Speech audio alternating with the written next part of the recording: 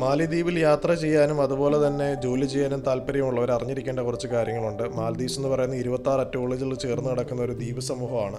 അതിൻ്റെ ക്യാപിറ്റലാണ് മാലെ എന്ന് പറയുന്ന സിറ്റി. അവിടെ നിങ്ങൾ വന്നിറങ്ങുമ്പോൾ തന്നെ നിങ്ങൾക്ക് മനസ്സിലാവുന്ന ഒരു കാര്യമാണ്, ഒരുപാട് ഇന്ത്യക്കാർ അവിടെ ജോലി ചെയ്യുന്നുണ്ട്.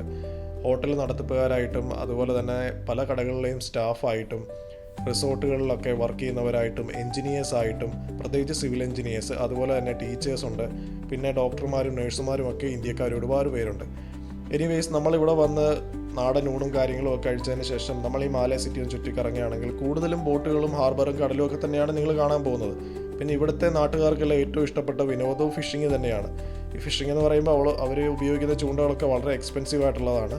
പിന്നെ ഞാനിവിടുന്ന് നാട്ടിലേക്ക് പോകുന്ന വഴിയാണ് ഈ വീഡിയോ ചെയ്യുന്നത്. അതുകൊണ്ട് ബലേന ഇൻ്റർനാഷണൽ എയർപോർട്ടിലേക്ക് ഞാൻ പിന്നീട് യാത്രയായി. വളരെ ചെറിയൊരു എയർപോർട്ടാണ്, പക്ഷേ ഒരുപാട് ടൂറിസ്റ്റുകളുണ്ട്. നമുക്ക് ആ എയർപോർട്ടിൽ കയറി കഴിഞ്ഞാൽ ഇത്രയും ടൂറിസ്റ്റുകളെ എങ്ങനെ ഇത്രയും ചെറിയൊരു എയർപോർട്ട് അക്കോമഡേറ്റ് ചെയ്യുന്ന പോലും നമ്മൾ അത്ഭുതപ്പെട്ടു പോകും. നമ്മുടെ നാട്ടിലുള്ള യൂണിയൻ ടെറിട്ടറീസ് ആയിട്ടുള്ള ആൻഡമാൻ നിക്കോബാറും അതുപോലെ തന്നെ ലക്ഷദ്വീപും ഒക്കെ ഇത്രയും ഡെവലപ്ഡ് ആയി കഴിഞ്ഞാൽ ടൂറിസ്റ്റുകൾ ഇതിനേക്കാളും ധാരാളമായിട്ട് വരികയും നമ്മുടെ രാജ്യത്തിന് തന്നെ ഒരു വലിയ റവന്യൂ ഇതുമൂലം ഉണ്ടാവുകയും ചെയ്യും.